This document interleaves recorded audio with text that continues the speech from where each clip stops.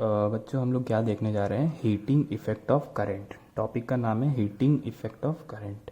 Current की वजह से हीट प्रोड्यूस होना, ठीक है। तो देखो, इस टॉपिक को पढ़ने से पहले मैं कुछ एग्जांपल तुम लोग रियल लाइफ में देखते होगे। बहुत सिंपल सी चीज़ें होती हैं कि यार कोई बल्ब है, ठीक है, वो जलता है, तो अगर उसको 2 मिनट के लिए जलाओगे तो छूते हो तो गर्म होता है? नहीं होता है। लेकिन वही 2-4 घंटे के लिए अगर कोई बल्ब जलता है तो वो काफ़ी गर्म हो जाता है ना। तो ऐसा क्या होता है उसके अंदर, ये हम लोग शुरू में भी, अगर मेरा लेक्चर सब लोग देख रहे होगे तो उसमें देखे होगे, मैंने बोला था कि कुछ इस तरीके के क्वेश्चन होते हैं, इनके आंसर्स हम लोग फिजिक्स में ढूंढेंगे। तो लेट से और भी कोई एग्जांपल ले लो। लेट से तुम कोई चार्जर है, ठीक है, फ़ोन का चार्जर, उसको अगर तुम 5 मिनट बाद टच करते हो, चार्ज पे लगाए हो कोई फ़ोन, 5 मिनट बाद उतना गर्म नहीं होता है, लेकिन 1 घंटे के बाद वो काफ़ी गर्म हो गया होता है, हो जाता है ना। तो वो क्या हो रहा है उसके अंदर, क्यों गर्म हो रहा है? तो वो उसको हम लोग बोलते हैं करंट की वजह से हीट प्रोड्यूस हो रहा है उसके अंदर। करंट फ्लो कर रहा है तो हीट प्रोड्यूस हो रहा है, तो इसी को बोलते हैं हीटिंग इफेक्ट ऑफ करंट। फिर तुम्हारे पास प्रेस करने वाला, कपड़ा प्रेस करने वाला आयरन होता है, वो क्यों इतना गर्म होता है? तो उसको देख सकते हैं हम लोग, वो आएगा इसके अंदर कि क्यों इतना गर्म हो रहा है कॉयल, ठीक है। फिर तुम्हारे पास हीटर होता है, जिसपे हम लोग गांव में या कहीं छोटे जगहों में लोग खाना बनाते हैं उसके ऊपर, या शहरों में भी कहीं कहीं बनाते हैं। पर देखा होगा उसमें कि स्प्रिंग टाइप के कॉइल्स होते हैं, वो रेड हॉट हो जाते हैं, बिल्कुल लाल हो जाते हैं गर्म होके, बिजली की वजह से, करंट की वजह से, सॉरी, बिजली का मतलब है मेरा कि करंट बच्चों, ठीक है। तो करंट का मतलब इलेक्ट्रिसिटी, इलेक्ट्रिसिटी की वजह से जो गर्म हो जाते हैं अप्लायंसेस, उस वो क्यों होते हैं? क्योंकि हीट प्रोड्यूस हो रहा होता है उसमें, ठीक। तो देखो, हीट ये प्रोड्यूस क्यों हो रहा है, इसको समझने के लिए एक छोटे से चीज़ दिखाता हूँ मैं, फिर उसके बाद हम लोग डेफिनेशन नोट करेंगे। मान लो ये तुम्हारे पास एक कंडक्टर है बच्चों, ठीक। ये तुम्हारे पास एक कंडक्टर है, इसके अंदर बहुत सारे एटम्स हैं। हम लोग क्या पढ़े, कंडक्टर्स के अंदर पहले क्या होते हैं, खूब सारे एटम्स तो होंगे ही, मान लो जिस भी मेटल का है भैया, ठीक। अब मान लो इसके अंदर एटम्स हैं और ये कुछ इलेक्ट्रॉन्स हैं, ये कुछ इलेक्ट्रॉन्स हैं, ये कुछ इलेक्ट्रॉन्स हैं, ठीक। ये कुछ इलेक्ट्रॉन्स हैं, ये कुछ इलेक्ट्रॉन्स, यहाँ कुछ इलेक्ट्रॉन्स, फ्री इलेक्ट्रॉन्स इनको बोलते हैं। पढ़े हो ना कि कुछ फ्री इलेक्ट्रॉन्स होते हैं कंडक्टर के अंदर बच्चों, ठीक।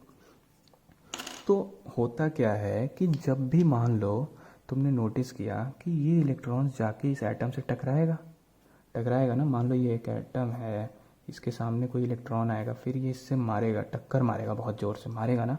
तो अगर हम लोगों ने नोटिस किया है यार कि किसी, मान लो कि कोई टीचर तुमको एक झापड़ कस के गाल पे मार दे, खूब जोर से किसी ने मारा, ठीक, तो मारा तो क्या हो जाता है, गाल गर्म हो जाता है ना। कान वान पे अगर लग जाता है तो हम लोग क्या बोलते हैं, कान गर्म हो गया यार काफ़ी। तो हुआ क्या कि कहीं पे अगर तुम बहुत ज़ोर से टक्कर होती है, कहीं कोई चीज़ किसी चीज़ से बहुत ज़ोर से टकराती है, तो वहाँ फ्रिक्शन, आपस में रगड़ की वजह से एक गर्मी प्रोड्यूस होती है, हीट प्रोड्यूस होता है ना बच्चों। तो किसी भी कंडक्टर के अंदर उसका जो रेजिस्टेंस होता है बच्चों, इसका एक रेजिस्टेंस है, रुकावट है ना इसके अंदर। ये जो एटम्स हैं वो क्या कर रहे हैं, रुकावट है इन इलेक्ट्रॉन्स के फ्लो के। ये जो कंडक्टर्स हैं हमारे, ये इलेक्ट्रॉन्स को फ्लो करने से रोक रहे हैं ना। तो ये जो रोकते हैं तो वो जाके आपस, इलेक्ट्रॉन जो है वो जाके इन रुकावट के साथ टक्कर मारता है, टक्कर मारता है तो क्या होती है, गर्मी प्रोड्यूस होती है भैया। तो उसी को हम लोग बोलते हैं कि करंट। करंट कैसे, मान लो तुमने इस कंडक्टर के अक्रॉस कोई पोटेंशियल डिफरेंस लगा दिया बच्चों, लगा दिया, तो हुआ क्या कि ये इलेक्ट्रॉन्स फ्लो करना शुरू कर दिए। अब अगर इलेक्ट्रॉन्स फ्लो करेंगे तो इस कंडक्टर के एटम्स को जाके टक्कर मारेंगे, टक्कर मारेंगे तो क्या होगी, गर्मी प्रोड्यूस होगी भैया। तो इसी को हम लोग बोलते हैं हीटिंग इफेक्ट ऑफ करंट बच्चों, ठीक है। तो सबसे पहले एक डेफिनेशन नोट कर लेते हैं। When current is passed, when current is passed through a resistance, through a resistor, through a conductor या through a resistor having, note करना इन बातों को, हाई रेजिस्टेंस। यार बच्चों, जितना ज़्यादा रुकावट होगा उतनी जगह, उतनी बार ही इलेक्ट्रॉन्स टक्कर मारेंगे, तो उतनी बार गर्मी प्रोड्यूस होगी, उतनी बार हीट प्रोड्यूस होगा, ठीक। तो हाई रेजिस्टेंस हाई रेजिस्टेंस वाले जो मेटल्स होते हैं, कंडक्टर्स होते हैं, उनका एक एग्जांपल है निक्रोम बच्चों, निक्रोम। ये पढ़ोगे, याद करने वाली चीज़ है कि निक्रोम एक ऐसा मेटल है जिसके रेजिस्टेंस हाई होता है, तो उसमें हीट इजीली प्रोड्यूस हो जाते हैं, ठीक। Then it becomes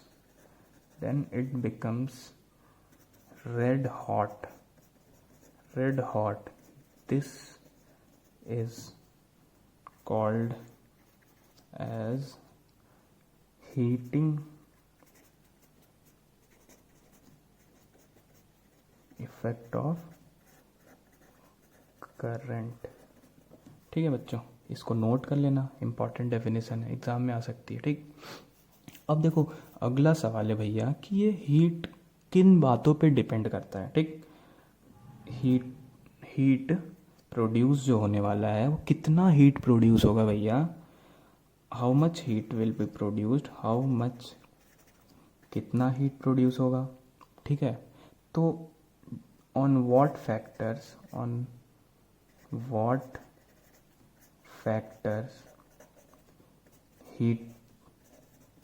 heating effect depends, ठीक है बच्चों। तो इसका जवाब तुम लोग खुद भी बता सकते हो। चलो देखो, एक सिंपल सी चीज़ें बात करते हैं, ठीक है। मान लो बच्चों ये तुम्हारे पास एक बैटरी है, ठीक है। ये एक बैटरी है बच्चों, प्लस माइनस ये एक रेजिस्टर है, ठीक है। इसके अंदर मान लो यहाँ करंट आई फ्लो कर रहा है, ठीक। अब अगर मैं बोलूँ बच्चों कि इस बैटरी को मैं 5 सेकंड के लिए लगाऊं, ठीक है, और फिर इस रेजिस्टर को टच करूं, और फिर मैं इसको 1 घंटे के लिए लगाऊं, फिर इस रेजिस्टर को टच करूं, तो दोनों में क्या फ़र्क होगा, कौन सा ज़्यादा गर्म होगा बच्चों, बताओ। तो ये वाला ज़्यादा गर्म होगा ना। तो सबसे पहला बेसिक सा चीज़ कि अगर हम लोग कोई फ़ोन चार्ज पे लगा रहे हैं तो जो लंबे समय के लिए चार्ज पे लगा हुआ फ़ोन होगा वो ज़्यादा गर्म हो जा रहा है, ठीक। तो हम लोग क्या देखेंगे कि ये किस पे डिपेंड कर गया, टाइम पे भैया। सबसे पहली चीज़ कि हीट प्रोड्यूस्ड डिपेंड कर गया, डिपेंड्स ऑन टाइम, ठीक। फिर और देखते हैं भैया। अब मान लो बच्चों अगर मैं इस सर्किट के अंदर रेजिस्टेंस का मैंने क्या बताया यहाँ पे कि अगर हम लोग इस रेजिस्टर की रेजिस्टेंस को बढ़ा दें, मान लो एक बार रेजिस्टेंस कम है, कम रुकावट पैदा करें, और एक ऐसा कंडक्टर लगा दें, एक ऐसा रेजिस्टर लगा दें जो बहुत ज़्यादा रुकावट पैदा करे बच्चों, ठीक है। तो बहुत ज़्यादा अगर रुकावट पैदा करेगा तो इसमें हीट ज़्यादा प्रोड्यूस होगी, या कम रुकावट पैदा करेगा तो हीट ज़्यादा प्रोड्यूस होगी। इस बात पे डिपेंड करता है। तो यहाँ से क्या पता चल गया हमको बच्चों कि heat produce depends on resistance कर गया ना।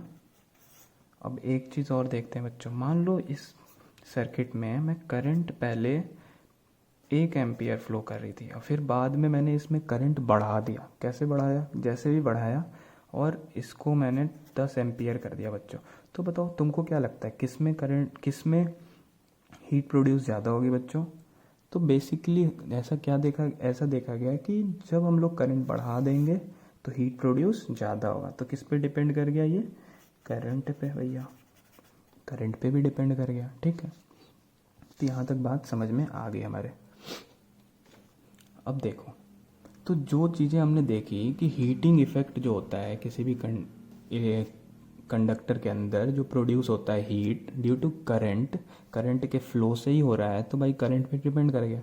इसके लिए हम लोगों को एक लॉ दिया गया है, जूल्स लॉ ऑफ हीटिंग। हम लोगों ने बच्चों पहले ही देख लिया है कि हीट प्रोड्यूस किन बातों पे डिपेंड करता है। अब हम लोग इस लॉ को देखेंगे, ठीक है। ये लॉ बताता है कि जो हीट प्रोड्यूस होगा, हीट को हम लोग एच से रिप्रेजेंट करते हैं, वो डायरेक्टली प्रोपोर्शनल होता है किसी भी रजिस्टर पे मान लो कि एक ये रजिस्टर है बच्चों, आर रेजिस्टेंस का, इसके अक्रॉस बैटरी लगा दी हमने वी वोल्ट की प्लस माइनस, तो हम लोग क्या बोलते हैं कि हीट प्रोड्यूस्ड, डेफिनेशन में लिख लेते हैं, ठीक है, कि heat produced in a resistor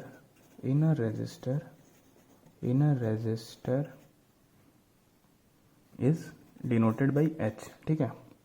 तो इस रजिस्टर में कितनी हीट प्रोड्यूस हुई, तो वो जूल्स लॉ ऑफ हीटिंग बताता है हमें ऐसा कि जो हीट प्रोड्यूस होगा वो डायरेक्टली प्रोपोर्शनल होगा करंट के स्क्वायर के इक्वल, ठीक है बच्चों, जहाँ पे आई क्या है, current through register, flowing through resistor,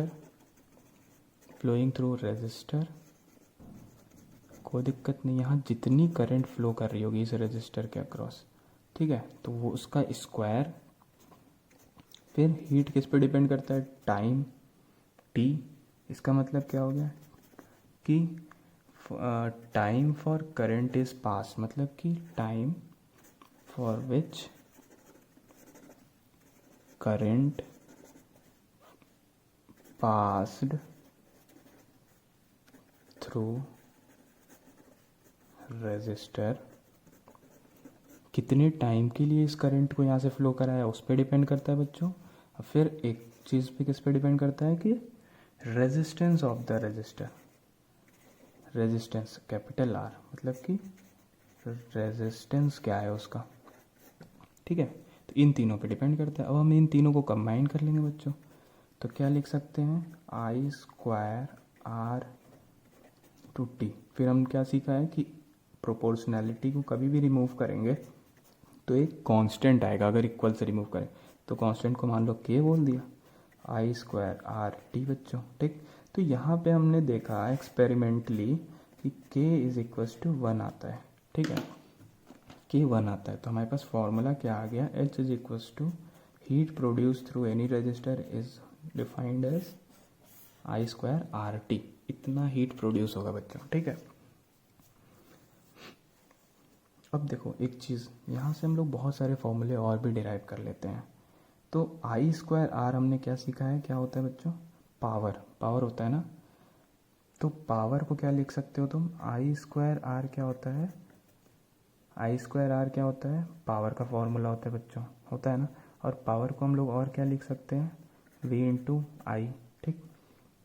तो बेसिकली जो भी हीट प्रोड्यूस हुआ उसको हम लोग क्या लिख देते हैं, V into I into T, time.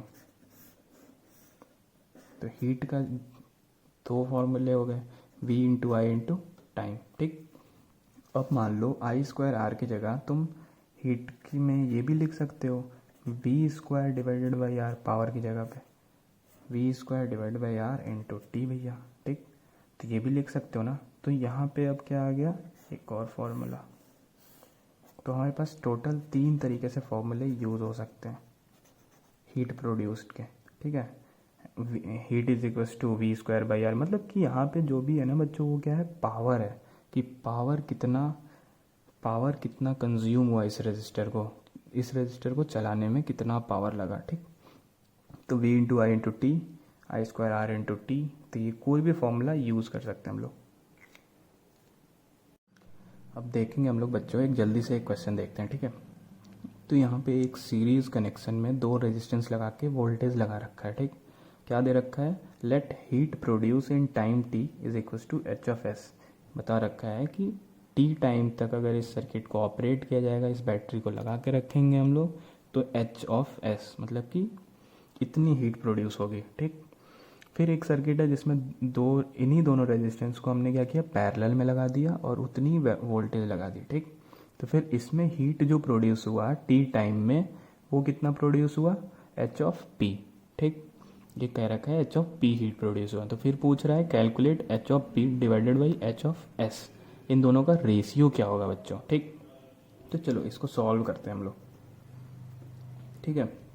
तो हमने क्या सीखा है कि कभी भी सीरीज़ कनेक्शन होगा तो हम लोग सबसे पहले कौन सा फॉर्मूला यूज़ करेंगे हीट का, हमेशा कौन सा फॉर्मूला यूज़ करेंगे, आई स्क्वायर आर इंटू टी। ये फॉर्मूला हमेशा यूज़ करेंगे, सीरीज़ कनेक्शन है बच्चों, ठीक।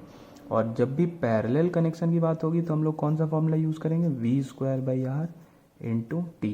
क्यों हम बोल रहे हैं ऐसा, क्योंकि मैंने जब पावर भी बताया था तो पावर के लिए भी मैंने दो फॉर्मूले बताए थे कि सीरीज़ में हमेशा हम लोग I²R यूज़ करते हैं, पैरेलल में v²/r यूज़ करते हैं, ठीक है। तो चलो सबसे पहले इन सीरीज़ कनेक्शन देखते हैं। इन सीरीज़ करंट कितनी फ्लो करेगी सर्किट में बच्चों, करंट कितनी होगी, तो करंट क्या होगा, potential difference applied divided by net resistance R net. Net resistance कितना आ जाएगा सीरीज में बच्चों, सीरीज में लगाए तो R plus R direct add हो जाएगा, तो वी डिवाइडेड बाई 2R, ठीक है। अब बताओ इस टोटल जो हीट प्रोड्यूस होगी सर्किट में वो इस रेजिस्टेंस में कितनी होगी, इसमें कितनी होगी, दोनों का ऐड होगा ना। तो हीट प्रोड्यूस के लिए हमने फॉर्मूला कौन सा यूज़ करेंगे, ये वाला I²RT। तो पहले रजिस्टर के लिए क्या हो जाएगा, I², रेजिस्टेंस की वैल्यू क्या है पहले वाले की, R इंटू टी। दूसरे वाले के लिए कितना प्रोड्यूस होगा, I² R इंटू टी, ठीक है बच्चों। तो ये कितना आ जाएगा, 2 times I² R into T. और हमारे पास I की वैल्यू कितनी दे रखी है, I की वैल्यू कितनी है, V/2R। यहाँ रख दो 2 इंटू V/2R का whole square two R into T. तो ये कितना आ जाएगा बच्चों, V²/2R इंटू टी। ये आ गया हमारे पास H(S) आ गया। सिमिलरली हम लोग पैरेलल में हम लोग फॉर्मूला कौन सा यूज़ करते हैं बच्चों, ये वाला, ठीक। तो अब हर रजिस्टर के अक्रॉस अगर हम हीट को लिखें तो इस रजिस्टर के अक्रॉस क्या होगा, potential difference V² divided by R into T. फिर इसके अक्रॉस लिखें इस रेजिस्टेंस के तो कितना आ जाएगा, प्लस फिर से V²/R इंटू टी, ठीक है। तो टोटल हीट कितनी प्रोड्यूस हो गई बच्चों, 2V²/R इंटू टी। ये क्या हो गया, H(P), ठीक है। अब हमसे क्या पूछ रखा है, calculate H(P) divided by H(S). तो H(P) डिवाइडेड बाई H(S) बच्चों, तो ये कितना आ जाएगा, 2V² divided by R into T का होल डिवाइडेड, ये H(S) कितना आया था, V²/2R इंटू टी। ये इससे कैंसिल बच्चों, तो कितना आ गया, 4 डिवाइडेड बाई 1। तो इससे हमें क्या पता चला बच्चों कि पैरेलल कनेक्शन में अगर सेम रेजिस्टेंसेस को अगर पैरेलल में हमने लगाया है तो उसमें हीट 4 टाइम्स सीरीज कनेक्शन से ज़्यादा प्रोड्यूस हुई, ठीक है। तो ये एक इम्पॉर्टेंट क्वेश्चन था, नोट कर लो इनको।